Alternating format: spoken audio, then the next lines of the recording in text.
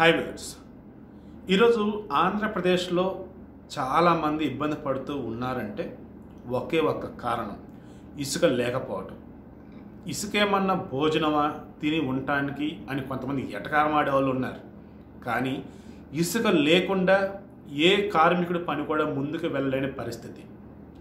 భవన నిర్మాణ కార్మికుల దగ్గర నుంచి, ఇసుక వ్యాపారుల కాడి నుంచి, అదేవిధంగా బిల్డర్స్, రియల్ ఎస్టేట్ వ్యాపారులు, మిగతా వాళ్ళు ఎవరైనా సరే, ఇనుము ఏంటి, అదేవిధంగా సిమెంట్ ఏంటి, ఇలా ఎంతో మందికి సంబంధించి అప్రాక్సిమేట్లీ 30 లక్షల మంది డైరెక్ట్గా ఇండైరెక్ట్గా ఈ ఇసుక కొరత వల్ల ఇబ్బంది పడుతూ ఉన్నటువంటి మాట వాస్తవం. దీనికి సంబంధించేసి ఆత్మహత్య చేసుకుంటున్నటువంటి వాళ్ళు కొంతమంది, అదేవిధంగా చనిపోతున్నటువంటి వాళ్ళు కొంతమంది, ఇన్సెస్ గుండెపడుతో పనులు లేక ఇబ్బందిగా కొంతమంది, అప్పులు ఎలా తీర్చాలో తెలియక మరికొంతమంది, ముఖ్యంగా తాపీ మేస్త్రులు ఎలా బ్రతకాలో కూడా తెలియక ఆత్మహత్య చేసుకుంటూ ఉన్నారు అంటే రాష్ట్రంలో ఎంత ఘోరమైన పరిస్థితి ఉందో మీరు ఒకసారి ఊహించండి. అందుకే ఈ నెల 3వ తారీఖున విశాఖపట్నంలో లాంగ్ మార్చ్ నిర్వహించాలని చెప్పేసి పవన్ కళ్యాణ్ పిలుపునివ్వటం జరిగింది జనసేన తరపున.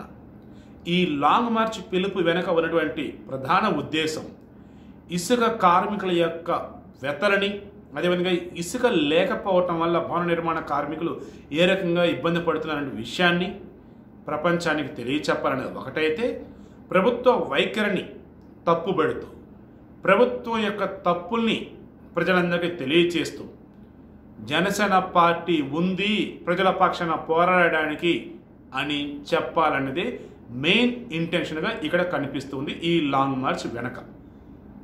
ఈ లాంగ్ మార్చ్కి సంబంధించి పవన్ కళ్యాణ్ బీజేపీ వారిని, టీడీపీ వారిని, సిపిఐ, సిపిఎం అందరిని కూడా పిలవడం జరిగింది.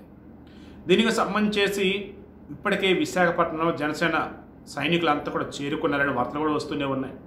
అయితే రేపు ఏదైతే మార్చ్ ఈయన తలపెట్టారో దీనికి సంబంధించి విశాఖ సెంట్రల్ పార్క్ దగ్గర ఏర్పాట్లు చేస్తూ ఉంటే వచ్చి పోలీసులు అడ్డుకున్నారని, పర్మిషన్స్ లేవు అని చెప్పేసి వాళ్ళు చెప్తున్నారు.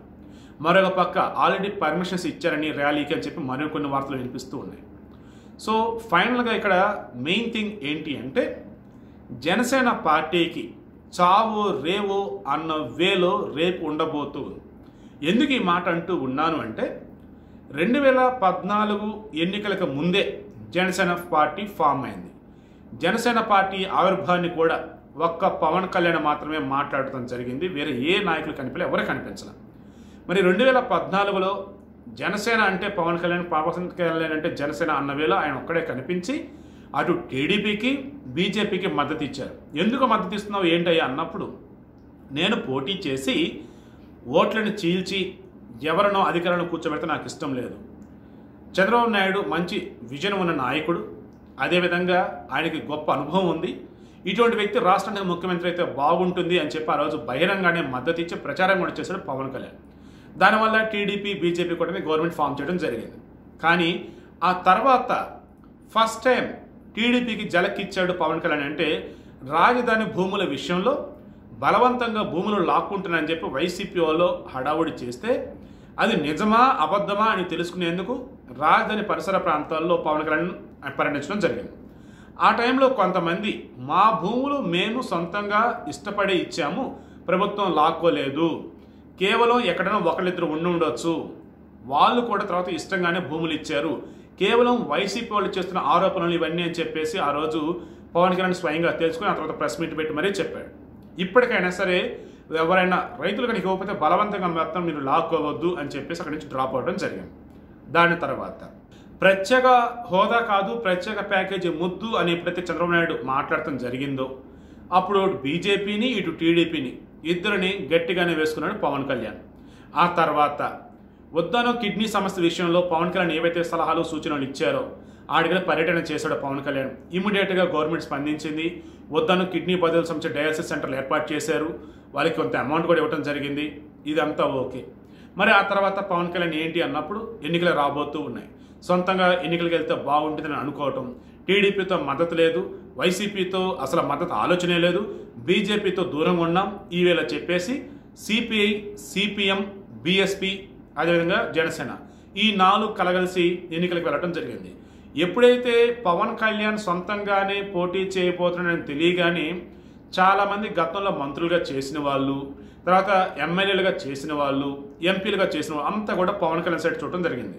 కానీ చివరికి పార్టీలో జాయిన్ అయింది మాత్రం కొద్దిమందే. ఈ కొద్దిమంది కూడా ఈరోజు ఉన్నారా అంటే రావెల కిషోర్ బాబు దగ్గర నుంచి, అదేవిధంగా గతంలో కాంగ్రెస్లో మంత్రిగా చేసినటువంటి విశాఖ జిల్లా నేత బాలరాజు దగ్గర నుంచి ఈరోజు ఎవరు కూడా నెమ్మదిగా ఆ పార్టీలో కనిపించడం లేదు. కొంతమంది బీజేపీలోకి వెళ్ళారు, మరి కొంతమంది వైసీపీలోకి వెళ్ళారు, మరి కొంతమంది స్తబ్దుగా ఉండిపోతూ ఉన్నారు. ఇలా ఎందుకు జరిగింది ఏంటి అన్నప్పుడు మెయిన్ థింగ్, పవన్ కళ్యాణ్కి రాజకీయ చతురత లేదు, రాజకీయ వ్యూహాలు లేవు. అదేవిధంగా పవన్ కళ్యాణ్ చేసినటువంటి అతిపెద్ద తప్పు ఏదైనా ఉంది అంటే పార్టీ క్యాడర్ని పటిష్టపరచలేకపోయాడు.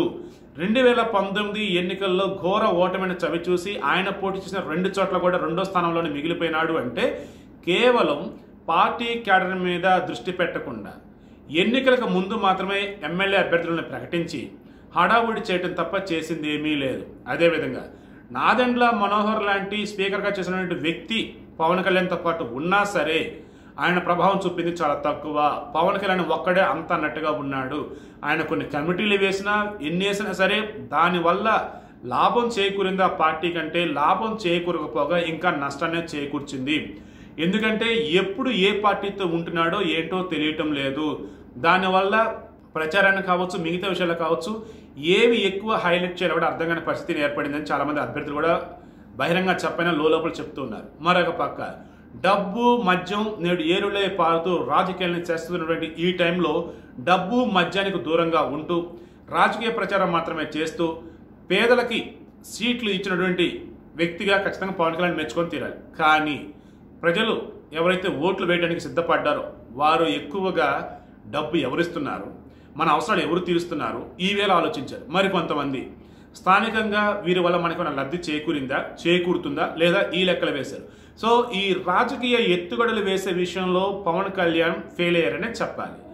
ఇప్పుడు కొత్తగా ఈ లాంగ్ మార్చ్ అనేది ఎందుకు తీసుకున్నారు అంటే మెయిన్ మొదటి రోజు పార్టీ పెట్టినప్పటి నుంచి ఈ రోజు వరకు కూడా పవన్ కళ్యాణ్ ఏం చెప్తూ ఉన్నారు, నాకు అధికారం ముఖ్యం కాదు, ప్రజాక్షేమం ముఖ్యం, నేను ఎక్కడ ఉన్నా సరే ప్రజల కోసమే పోరాడతానని చెప్పినటువంటి వ్యక్తి పవన్ కళ్యాణ్.